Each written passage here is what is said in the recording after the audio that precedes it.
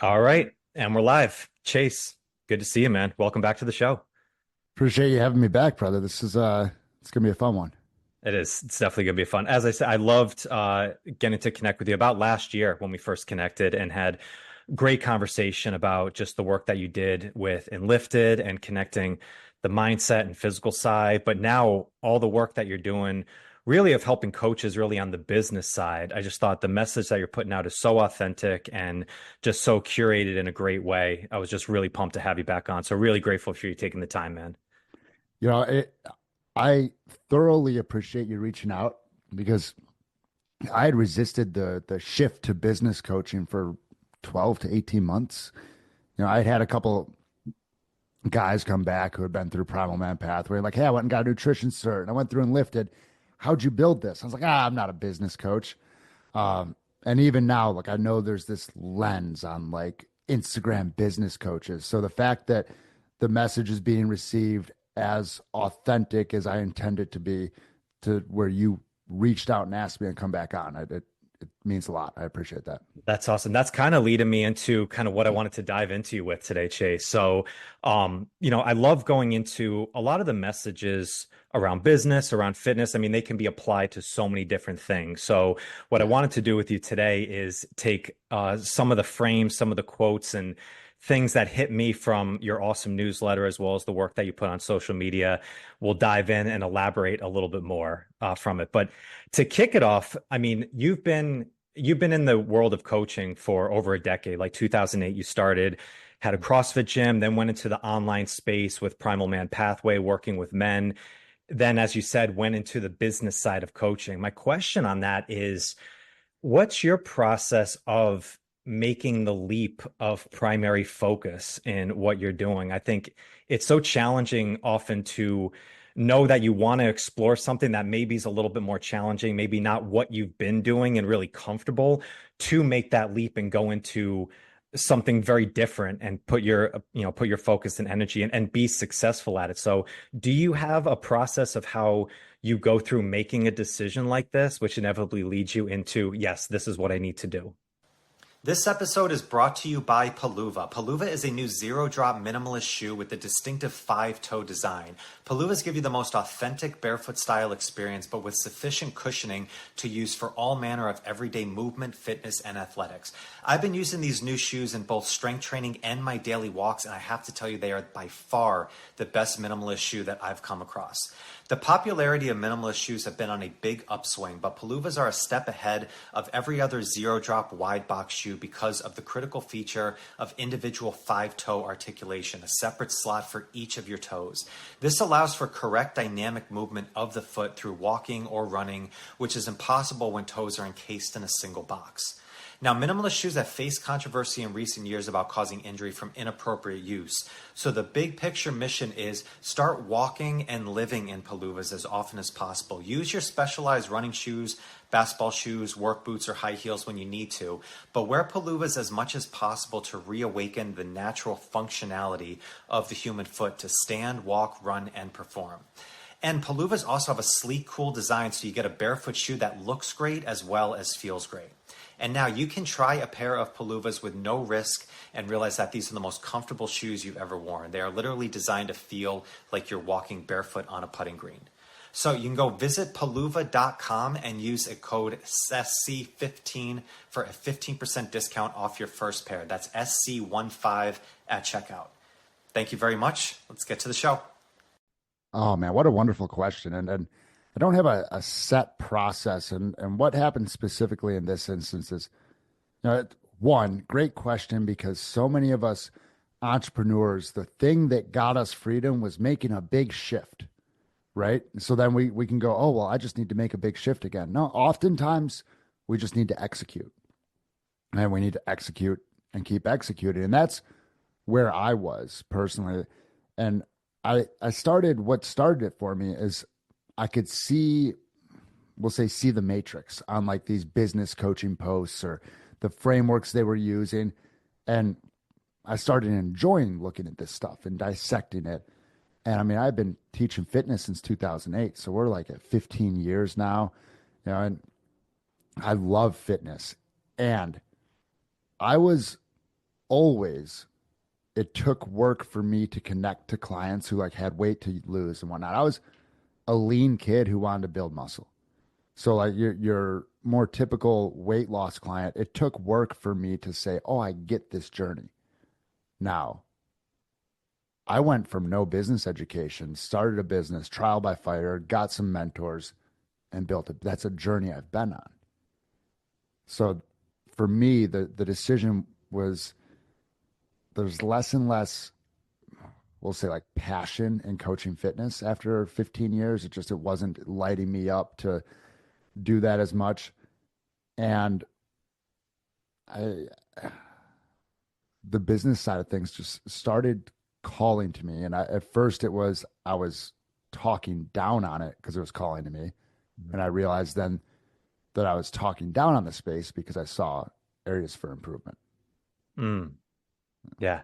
It's a hard thing because it's so easy to turn that that voice off because if you're doing something and you're pretty successful on it, maybe, doing well, you've got some stability, almost like that comfortably numb zone that Yeah. we can get into so easily that it's very easy to drown that noise out. But if it keeps speaking to you over and over again, that's a challenging thing to do. But to make that shift, I applaud you on that because I think so many people are stuck in that zone of, well, it's good enough right now, but not fully in, what is it, like that zone of genius, like that next level.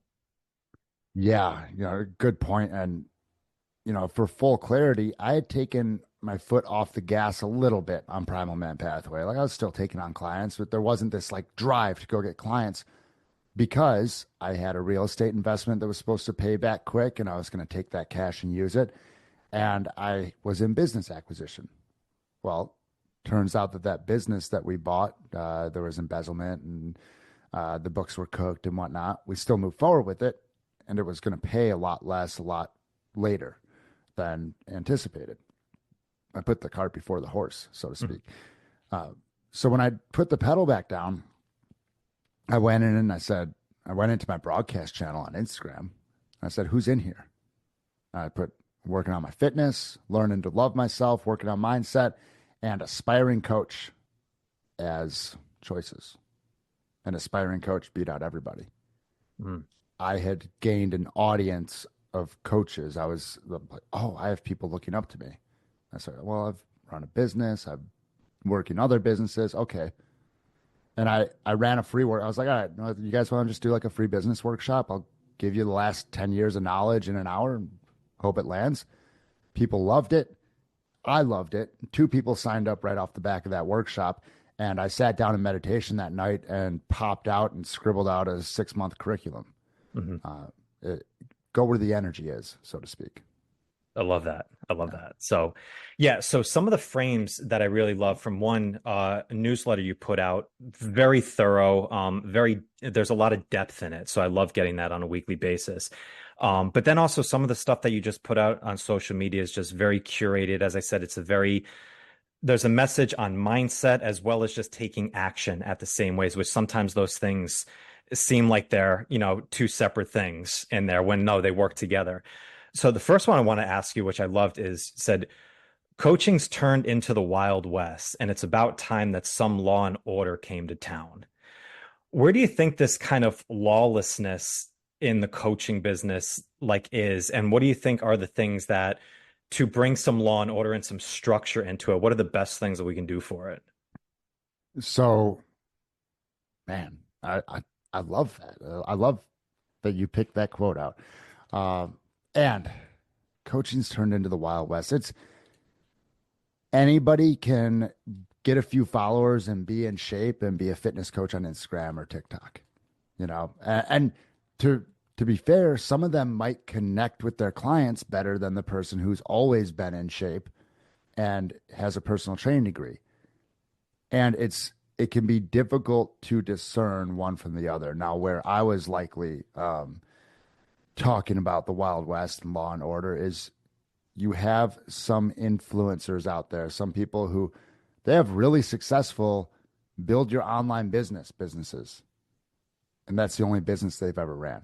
Mm-hmm. Like that's the only proof of concept that they have is that they've made money helping other people make money. And it's what kept me from putting the business coach hat on for over a year. Like, just it feels grubby to me. It's a little icky. Yeah. Yeah, and it's part of the resistance I had because if people don't know me, they don't know my backstory. Like, okay, this guy's an Instagram business coach. Like, you get lumped in right away. Hmm. Like, hi, I did 4 in the Navy. I got out. I ran my own brick and mortar. I built a team. I'm in business acquisition now. I do real estate investing. Like, I understand business and the fact that it is a delayed gratification skill. Like, will I market my clients' income wins? Yeah, sure. Like, people start businesses to make money. And to say that you're not, you're just shooting yourself in the foot. Cash is the lifeblood of a business, and give yourself permission to make it.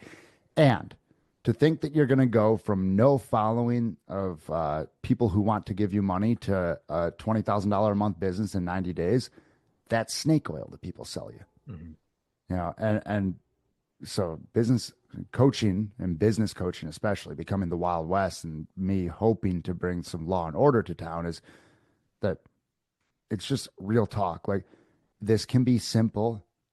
It's that simple, not easy, Yeah. and it can be really simple. And anybody trying to sell you a fancy system or 17 psychological triggers they're just selling you a system to make them money. If their sales pitch is that they get to jet set around the world, well, they're not showing up in their business. They didn't start it to make impact. Hmm. And that's fine. Like, those people, they have their own goals. I don't want to create like a personal opinion on them as individuals. And to me, business coaching ought to still be coaching. It ought to still meet the individual where they are and help them go where they want to go on a reasonable timeline that helps them build a vehicle that they truly enjoy, not just because they think that they need this amount of revenue or this amount of clients per month because that's what social media said. Yeah. I think it's so interesting, Chase, because, with that Wild West too, I think some people think that, the amount of followers or the size of your audience equals income, where I know somebody I had on the podcast recently who works with coaches as well. People who have a million followers struggling to get to 5 figures a month, in their business. It's like, That's because real. they have this look, but it's a persona, but they're not doing the work of actually, as you said, making impact. And for some reason, it seems like people think making impact doesn't also mean you can focus on making money at the same time. It's like you're doing one versus the other, where Mm. if you are creating an impact, it's naturally going to bring more revenue to you. And probably you're going to get the right people that you want to work with, which makes it the enjoyable part. Plus, also, you're building the revenue stream. But I love that you said that there is something about this. We're not allowed to talk about we want to make a lot of money. It's like, well, if you make a lot of money, there is a different type of freedom that you can do a lot more and actually create more impact. 100%. It's a lot of us, like health coaches, and they're like, well, health is wealth. And it can be, it's and like in the holistic mindset space. Well, guess what? My grass fed and finished ground beef is $12.50 per pound. Yeah. My bacon is $17 per pound. Like, no, I don't need the brand new Lexus and a $1,200 a month car payment. I do spend $1,500 a month on groceries for myself, my wife, and my daughter, though. Like, having financial resources to be able to do that kind of stuff and not go, oh man, what credit card are we going to put this on so we don't get hit with so much interest? That's nice. Mhm. And quite honestly, you can enjoy the food more when you can afford it easily. Yeah. So with the coaches that you're talking to and people who are coming to you for help on that, what are the longest levers of struggle that you see that they're facing? Is it a confusion of like not knowing how to put out content, or like how to attract an audience, or not talking to people? Like, what are the longest levers that you're seeing regularly from people who want to make an impact but also want to generate a profitable business? Two angles on this one. I want to make a profitable business has more impact than a non-profitable business. You said as much, I believe, when you were talking, and I want to drive that home. Like, if you want to make an impact, focus on making profit so that when people pay, they actually pay attention. The levers, though, two angles. One, the truly inexperienced coach. Like, they went and got a certificate, they went and got a certification, they learned how to coach, and now they're like, oh man, how do I do this? And they're talking about all the things they learned. And for some reason, they only have their peers in their audience because they're talking about why you want to eat protein and how it has a 10% higher thermic effect of feeding and speed and, and keeps in the satiety factors higher. Why doesn't anybody come for nutrition coaching though? Well, because you're making content for you and your friends, not for your audience. Like, 9 times out of 10, what this circles back to for both angles that I'll talk about here is a messaging thing. We make messaging to make ourselves feel smart and to look smart in front of our peers when our audience doesn't know what we're talking about. We've climbed a ladder and we're up above the clouds, and they're standing at the bottom rung trying to figure out how to get on the ladder. Just help them understand that first rung, and I promise you, you will be the most effective guide ever. And there's coaches who have heard, hey, it's your message. Hey, it's this, it's that. They haven't been coached through why they're still trying to tell people about progressive overload and this and that and seem really smart. And they say, well, it's just not working. Well, it's not working because you want your brand to look a certain way and you're building your business for you instead of your clients. Your market dictates what your forward-facing problem is that you solve. Now, if I can pull on this tangent a little bit, build a Trojan horse. You can do whatever you want inside your program as long as you solve the one problem that your audience is actually aware of. Mm-hmm. And then if you have something else that you know is insanely effective and is going to help them, put it inside your Trojan horse. Stop trying to convince them they need something that they don't even know they need. Are you familiar with the hero's journey? Yeah, Joseph Campbell. Yep, Joseph Campbell, hero's journey. Where does the hero meet the guide? I don't remember. In the ordinary world. And a lot of coaches are talking about the abyss and the elixir that you get when you return to the ordinary world. Meet your client in the ordinary world at the refusal of the call. Help them to overcome the beliefs why they think they can't do it, and then walk with them through the abyss. I think it's interesting, Chase, because, as coaches, I see this a lot myself because most of my day is spent either with oftentimes clients who are already in the process of it. So they're in that zone of thinking, other coaches as doing the podcast. So I'm in this zone of positive focus, of health and stuff, not recognizing often that the big world of people that are out there that you're searching for are not in the same headspace as you are. So you start speaking in a way like you think that somebody's on the same level as you are, not in intellect or competence, but just an overall thought of where they are at the journey. So, instead, it's kind of like, the story of the man in the hole, when somebody comes out and you give them all the instructions of how to get out of the hole, or you jump in and say, we'll climb this out together. That's 100% it. And I believe I put a piece of content out about this a couple months ago, that this is why a lot of coaches see this initial blip of success and then go, wait, where'd all my clients go?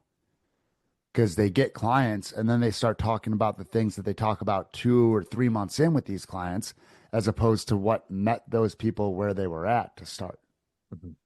Yeah, 100%. I love that. So kind of a similar on that, you said oftentimes we're gaslighting ourselves into failure. And when we do that, people focus on the easy, hard things. What are the easy, hard things? For fitness coaches, workouts, ice baths, meditation, breath work, walks in the sun, grounding, making sure you sit and chew your food and are present with all five of your meals, like all the stuff that, you know, there's a lot of broke fitfluencers out there saying that doing all of those things will make you successful. Um, and that's my like harsh soundbite take. I get it. Like I believe in all that stuff. I've taught all that stuff. Um, and like, oh, look at me. I made a post. This goes back to 100,000 followers, million followers, and no income. Like I made a post and people are liking it and sharing it. I'm an effective coach. Well, you might have motivated some people, but are you coaching anyone? And they're going, okay, cool. We go and we do an ice bath. I overcame resistance. No, you didn't. You ice bath 5 times a week. That's not resistance for you. Resistance is making a piece of content that you think is too simple because it actually meets your clients where you are, and you being the broader audience or you being Chase 5 years ago, right? That resistance is putting a call to action on your content that actually gets people to raise their hand, as opposed to a mail-in DM me to learn more. Mhm. They're going to click to your profile and then they're going to get a notification. They're going to go check their text messages and you're never going to hear from them. Yeah. Yeah. I love that. When I read that, I thought of my friend Alex Salkin had a great thing talking about the debate of optimal versus practical, and he says it's so often that we're looking at what are the optimal things to do all the time, but then we lose the sight of what are the practical things to do and how easy we get into if you're already in fitness, if you've already got that part down. Well, it's not anymore a challenge to you. That's actually a self-soother that you're doing. You're actually Yep. avoiding the things that you actually need to do to up level yourself because you've already crossed that bridge. And great, you've done that. Congratulations. It's awesome. But that's not just doing more of that stuff is not going to get you to that next level. It's better to actually go back to what are the things that you suck at or you're not doing, and what's the most practical way of just implementing that. Now, that's going to yield far more results than just squeezing out and wringing the towel dry the things that you're already optimal at. I sent out email last week about freedom and responsibility and teased out this week's email about the five pillars of freedom, Mhm. right? And so many coaches have the physical, emotional, mental, and spiritual down. And those are four of the levers, sure. But without the fifth lever, all four of those will get stuck. They can only go so high. And the fifth lever is financial, as far as I'm concerned. Now, inside each of those, sure, what's the longest lever and the strongest fulcrum for each of them?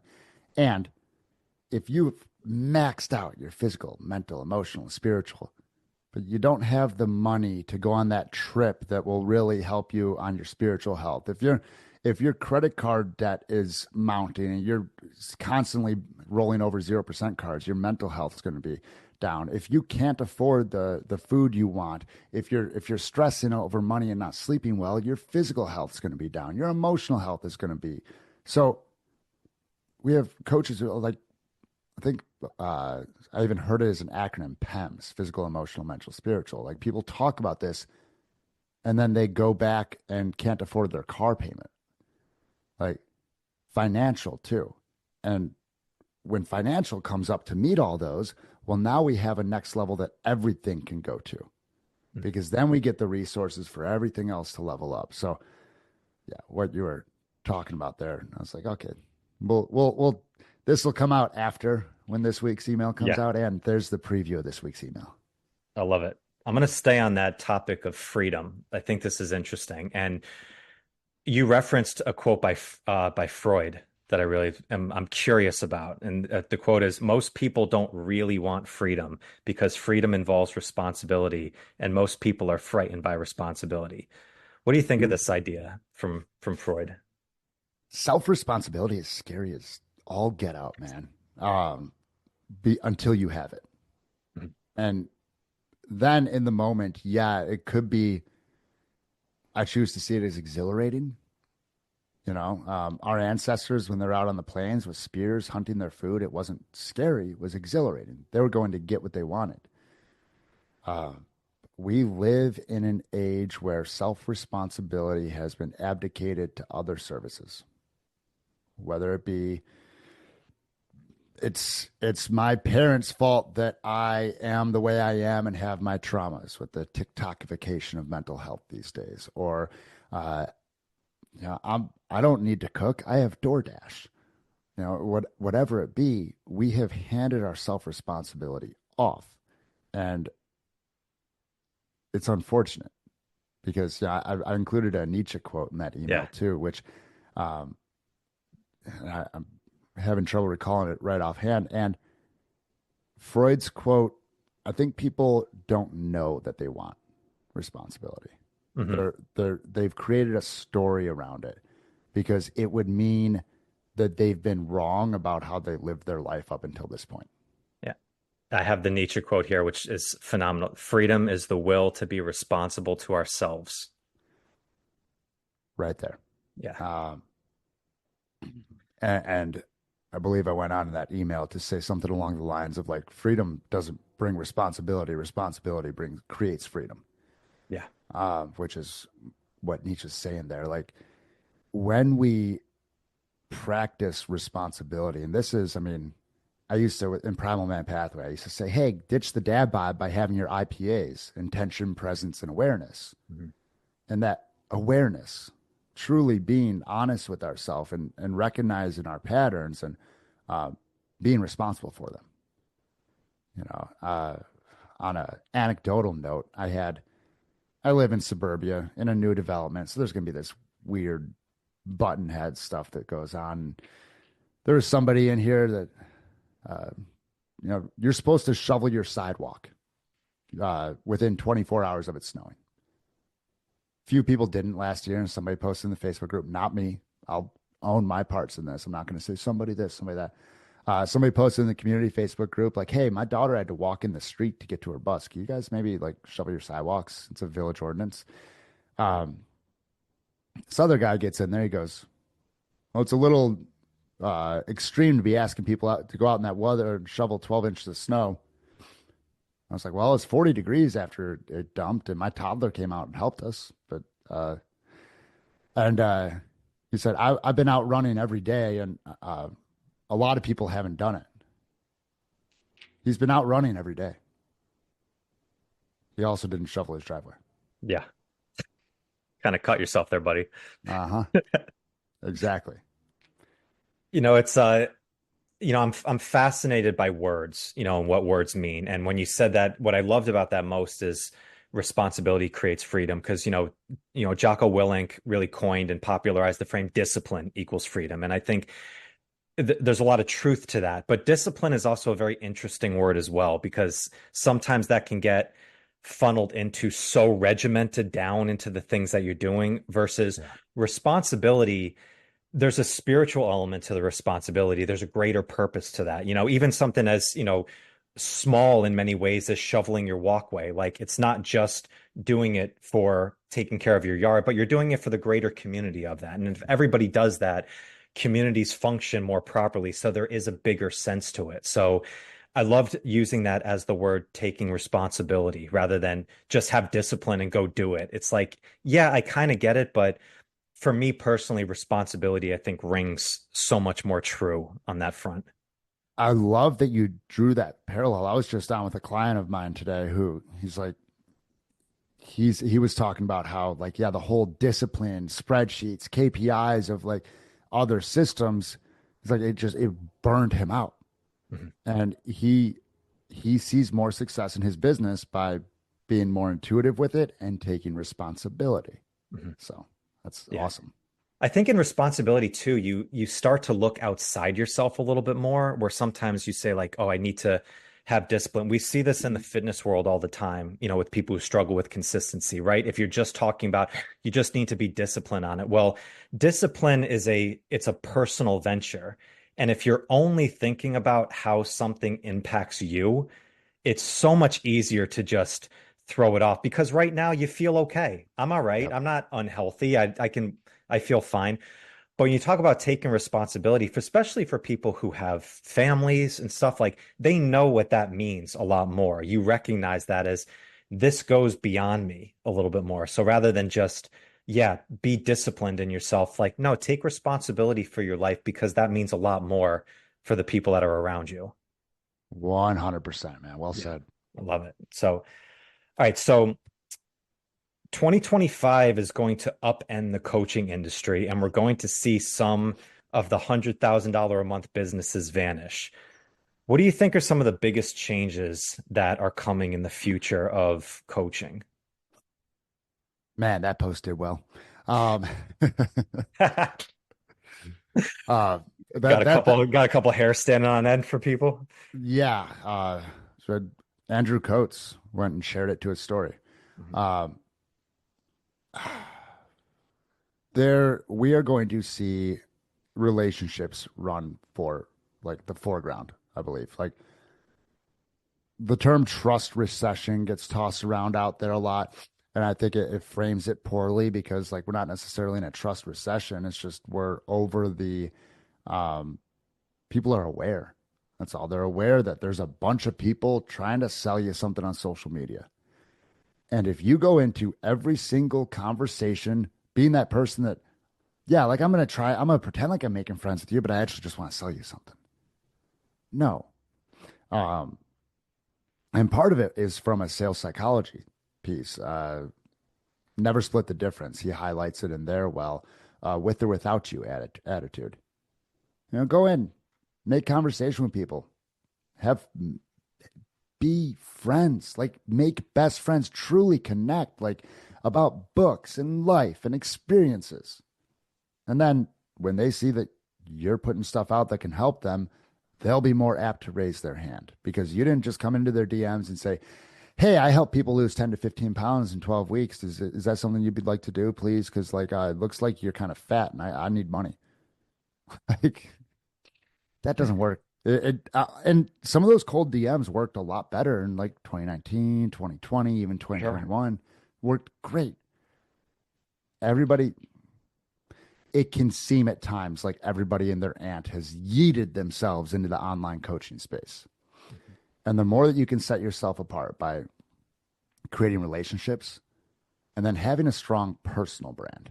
And this is part of the reason that I think a fair amount of the $100,000 a month businesses are going to have a lot of trouble. I already see a lot of them upping their ad budget. I see their ads a lot more often, which to me means that they're not getting the referrals that they could be if they're really doing that volume. Then and actually serving people, you ought to be getting referrals out the backside. Like, why are you Mhm. spending $10,000 a month on ads? Uh, Having a good personal brand, and this means that if you're the brand, you also show up inside your coaching container. Mhm.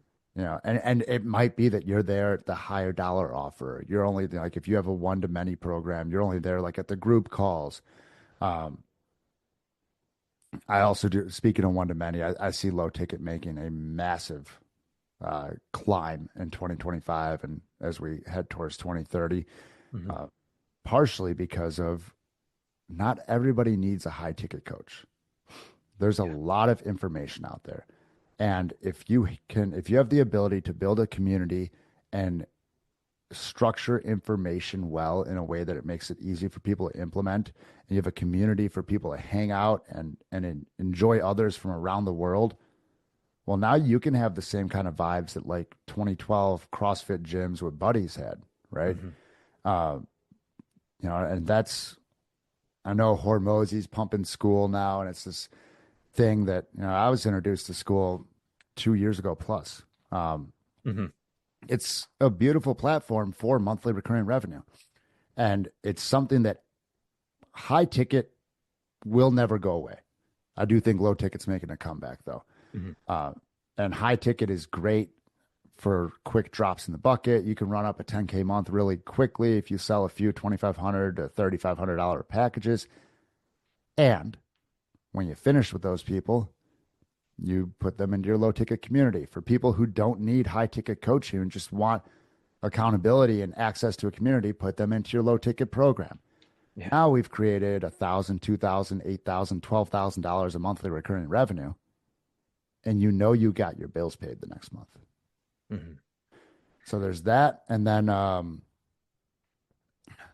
Well, I want to add something to that, please. Chase, because I think it's so interesting with you talk about relationships. I Oh think I've yeah. seen this that it's almost like a question of like, when did we get away from the focus of just talking to people for the sake of talking to people? And I remember when I first got into the fitness business and I was at a club, it was a local private club, and we had a great community there. And every time when I started managing and bringing trainers on, it was like clockwork. Every time a brand new trainer came on, the first person that I had them go speak to and just chat about and just go over, they came back and be like, yeah, this person wants to buy training. How do I do that? Like they had no idea what the heck they were doing.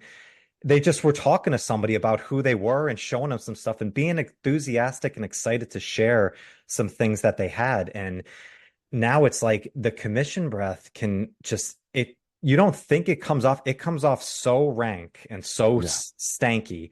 It's like just going back to having conversations with people for the sake of having conversations with people is one of the most enjoyable things that we just do as humans. And I think It you get wrapped up in this whole like I need to make a sale or I need to put them into this structure and like have this script down on it. It's like just talk to people. Talk to them for a couple of times. It's yeah. like build something up. I I have people who I talk to and like just talk to like regular human beings Yeah. for three. I just had a guy enroll. He's in Denmark. I just had him enrolled this month, and we've been talking for 8 months, right? And this isn't like, oh, he's in my lead tracker. I need to make sure I go touch base with Freddie this week. It's like we just connect like normal dudes every once in a while. Mhm. And guess what? I'm one of the two coaches online that like he looks to and trusts. Mhm. You know, I just followed a somebody yesterday because I've seen enough of their ads. I'm like, all right, let's see what their content's like. Sure enough, hey, did you? And for disclosure, I like this qualifier. Um, hey, did you follow to get better at sales, or are you just here for the mustache? Like, cool. Like, let somebody set a boundary. That is pretty funny. Yeah. Yeah, it's funny. Like, I'm like, nah, man, I'm just hanging out. Cool. What's your offer? Like, no, I'm sorry. I unqualified myself as a warm Yeah. lead. I'm not here for this conversation right now. Mhm. Uh, and it's gotten to the point that I'm over on, I use Threads often. Um, Pro tip, it's a great place to test content before we go through and make it into Mhm. a whole Instagram piece. That is unhinged. You get people over there like hot take. Thanks for following is so ew. And I'm like, how else do we start conversations though? Yeah. Like, uh, which is why I go as far now. I send video notes to if if if, Mhm. if y'all hear this podcast, come follow me. You will get a video note from Chase with a personalized video note with your name connecting. I love that. And Yeah, I love that you're preaching that out of comeback because I believe so too. But I just think as not just a coach, but just people in general, it's like with everything yeah. that is so saturated with noise, it's like if there's so much noise, you can't hear the music. And It's it's just having conversations with people. I know personally when I'm in a stressed or kind of bound nature-based state, I go and connect with a few people and just have a conversation and I instantly feel better with no agenda. It's like you don't go to your good friend or your yeah, spouse and start speaking, sales tongue on it. right. You're just chatting with them and it's like it's loose, it's just exciting. It's the same thing like with a podcast, just having a conversation. Like it's just enjoyable. You don't exactly know where it's going to go because you're actually present in it. It's like getting away from that is so dangerous in so many different ways. People can feel it. People can feel it 100% if your intention lies is different than your words. And Mark Gaffney, heard him break open the definition of abracadabra and the actual characters. And with my word, I create. And one character means word, and the next one means silence. And for abracadabra, with my word, I create to ring true, our words must uphold the silence, not betray it. And even if you're sending messages in the DMs or having conversations with the spouse, like that's authenticity to me. Is It's self-awareness, it's responsibility, it's authenticity, it's all these things we've been talking about. To be able to know what patterns are creating our words and our stories so that we can show up fully and authentically and actually listen and hear the other person before we form our response. Because most people have their response formed 10 seconds into listening. Mhm. That's it's a lot more fun the other way. So I loved this one that you put out, and I'll let it sit for a minute after I say it, but the fitness is a great sign of discipline is wrong. All right, so this is my thoughts on that, Chase, when I got this in, is because I think there's so much talk about carryover, right? It's like how you Yeah. do one thing is how you do everything. And they're Yeah. thinking like, oh, well, if I'm disciplined in this aspect of my life, well, it's just the same thing if I put it into the next thing that I do, where I was like, yeah, like maybe on the surface level, you can take a little, nugget of truth on that. But as we're kind of talking about before, if you're already really good at one thing and you have discipline in one, if you're starting at another level on something different, that discipline of where you're at in that moment is not going to carry over just by osmosis into Yeah. another thing. You get immediate, uh, soon enough to call it immediate brain tickles, we'll say, from fitness. Like it's not this delayed gratification super benchmark that people tell. Well, if you can go to the gym and wait to see progress, no, you get mental clarity, you get energy, you get all this cool stuff. You sleep better, you get a pump, you look better in the mirror as soon as you work out. You like you have better sex almost like pretty soon. Like Mhm. um all of this stuff. If you want to start a business, like get ready to get kicked in the teeth for a year or two. Like excellence is the capacity to take pain. And that doesn't mean that you can take your bicep curls to failure. This is, I'm glad you brought this one up. Um, and of course, I dropped my line earlier too early. But it's the broke fit fluencers who want people that they want to believe. And I was here too when I had my gym. We want people to believe that fitness is the success key. Like I wanted to believe it too because I was doing 2 hour workouts in the middle of the day instead of networking and marketing. Mhm. Like I preach this stuff in my emails not because I'm sitting up on some mountaintop holier than thou. I was there. My gym would have less than $1,000 in the bank account at the end of the month. In the couple days between when we paid all the bills and when our membership revenue would clear. And I was still like working out 2 hours a day and taking naps and not going out and marketing. Mhm. But I was doing hard stuff. So something was right. It's I think, there's this message that is an interesting one of you have to look the part or you have to do the things. And like I get it, like I understand it. Like, yes, you have to do the things. If you're asking somebody else to do something, you need to be practicing it in some way. And I understand that. But you also need to know that there is a cutoff line of doing that, that if all you're doing is those things and not doing actually the things that are going to yield you results in the thing that at right now you suck at and you want to get better at, then you do need to take that look at where are you putting your energy in. And I was the same way. I, did crazy workouts before. And then about 3 years ago, when I started my own business and starting again completely from scratch, I went to my coach I was working with is like, I need to put all my mental energy into what I'm doing to build Yeah. this up, and went into more like intuitive approach, did 15 to 20 minutes, in a day sometimes, just trying to get as much to almost make a deposit in your body to give you some more energy so you can do all the other things. And then I had to cut off it. And was I in the best shape of my life? No, but it was still in really good shape. But I was also putting the energy in to build something that I was starting from scratch again and building it up.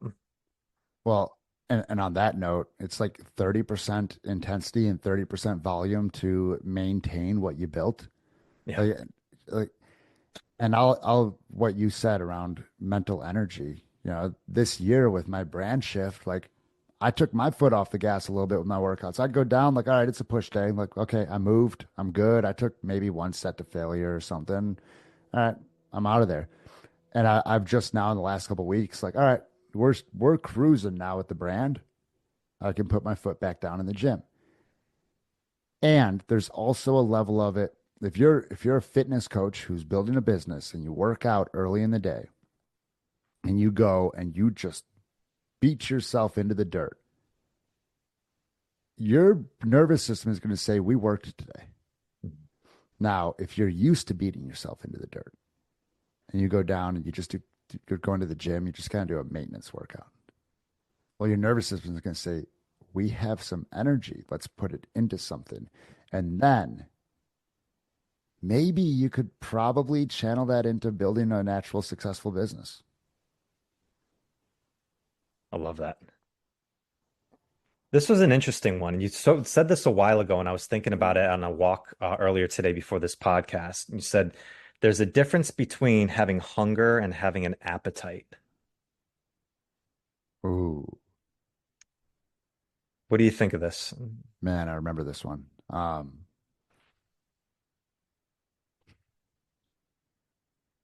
Difference between hunger and appetite. You, on one hand, like you need sustenance. So like there's fueling yourself and then there's gluttony, right? And the same thing can be said for any endeavor.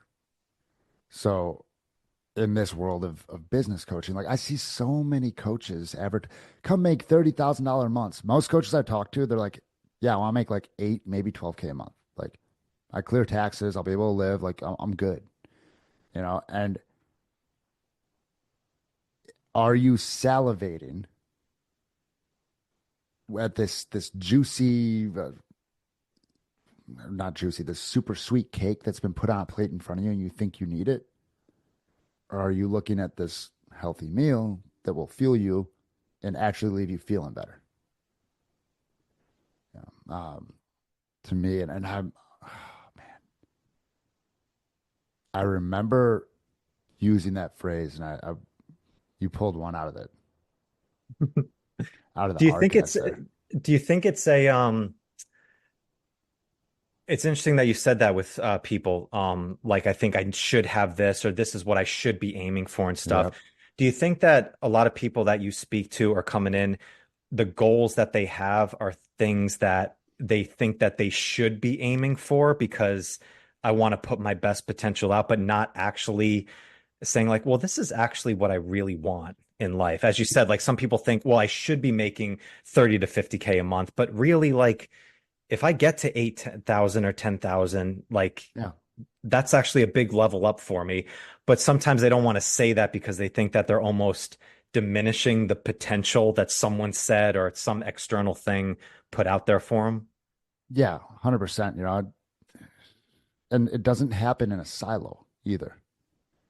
So it's like, oh, well, yeah, I want to go make $20,000 per month. Cool. Like addition by subtraction, what are you taking out of your life to be able to fit in all the inputs that will create $20,000 per month? And something will change. And I'm going to do my best to stay on this thread and on the off chance that you have something about what I was about to jump to coming up. But, um, you can be hungry or you can have an appetite. Like, and man, I wish I could go back to the day that I used that and really pull the context out of it. And, it comes down to like knowing what you want and only getting like what you want. It's why when my clients come in, like, yeah, some of them might think they want something. The first thing we do after we get clear of like certain imposter syndrome and whatnot, we 10-year perfect day. Yeah. What do you want? Time is imaginary. What do you want? It's like, oh wow, it'll only take like 100K a year to sustain that. And guess what? You can run an online coaching business with very low overhead. So if you have $10,000 months, like That's after your overhead, you're still likely over 100K a year before taxes. Mhm. So, It's awesome. All right, so last one I want to go because this is an interesting one. I had a similar experience with it, but you said that getting better at sales made you a better coach. ooh, How did that work yeah, for you? you can actually meet people where they are. Sales is the first true coaching conversation. And if you are a coach resisting sales, check in with why. Is it a skill thing or is it, there could be a few other things. Is it a skill thing? Is it something else? Or is it an ego thing that I want to talk about these things and I want my clients to be here when they come to me? Mm, When you get really good at sales, you get you master the art of getting to know somebody. And when the first conversation with your clients is them feeling fully seen, fully heard, and fully supported, I mean, that's the relationship up for success. And we're talking about real relationship based sales here, not this abomination that has come around since COVID of this high pressure, keep you on the Zoom call until you get your credit card out. Uh, and, you know, even if we go 15 minutes longer than is going supposed through, to, yeah, going through all the objections and yeah. all of them. And like, I've been on those calls. They're uncomfortable. Your nervous system feels dysregulated. And I put a piece out way earlier this year talking the reason a lot of coaches don't like sales is because of the person they learned sales from. And the fact that when they went into that container, they had their arm twisted to get into it. So then they were taught sales, but from the start, they were uncomfortable with the pretense around that relationship. So they're not going to operate around sales well at all. Yeah. I remember, I always enjoyed the sales process. But even like that term sales with a lot of people still is like very weird in their own mind. But Yeah. I remember I used to book out like 90 minutes when I first met somebody. And it Yeah. was like, and I got reamed out for it of like, you need to keep this within like a 50-minute structure, on here. Mm. And then you start getting into this cycle where you like need to follow. I'm like, well, isn't this a conversation? Like, I didn't want to have to jump from one and immediately go to the next, on it. Cause like you go in that space. So it is, you get into this like zone, like this anxiousness that goes on. And even this was a hilarious chase. Even if I made the sale, I still didn't feel very good. Like it was still like this heightened sense of like this Yep. angst that was going on. Like my sympathetic system was going nuts on it. And it was hard to even like switch that over and then go to another thing. Like by the end of the day, it's like you're so shot that Mhm. even though, yeah, you were successful on paper, I went 3 out of 4 or whatever it is, like it still didn't feel like, yeah, this is very fulfilling. 100%, man. And that's, it's one of the things with these like 50, $100,000 a month companies. They have a closer whose job is to close, and he's going to do everything he can to meet quota. And he or she did not have a relationship with you before you got on that call. So when we're thinking about what we want to build, you can build a $20,000 a month business with a very small team, if any.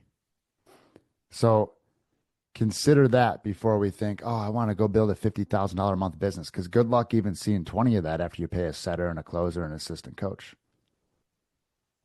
Yeah. Chase, really appreciate you, man. This is absolutely awesome having you back on. I really love all the work that you do. I love reading the stuff that you're putting out there. So thank you again for taking the time today, brother. Means a lot, and I appreciate you having me on. If I one more point on, so I put a post out today. I'm glad you capped it with that. That that it's a good metric of whether we want to run our own coaching business or if it's better to just go coach for another company. Mhm. Is can you learn to enjoy sales and marketing? Like, can you? And if you can, then cool. You got a shot at running your own business. Love it. So, Chase, if people want to follow you, if they don't follow you already, what's the best place that they can go and check you out? at coach_chase_Tolleson on Instagram. I am trying to get the handle just chase-tolleson, no punctuation. Some dead account has it. It's a private account. Help me out, guys. If you know anybody at Meta, help me get it. Yeah, and I'll toss out if I could toss in one more nugget. Please. There was one I was going to pull on. I wasn't sure if you were going to pull it out. Personal development, absolutely key. And beware going and looking for blocks as opposed to just taking action.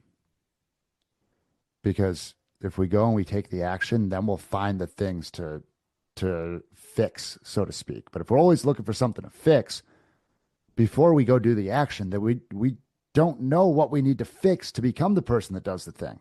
Mm-hmm. You're saying, I am the person that runs the business, but we've never run the business. Go run the business and then figure out who you need to be. Yeah. Oh, I think that might be a teaser for the next time I have you on. Then we'll go into that. Yes, sir. Brother, thank you so much. I appreciate it. Listeners, thank you so much. Go follow Chase. I'll catch you guys on the next one. All right. Peace.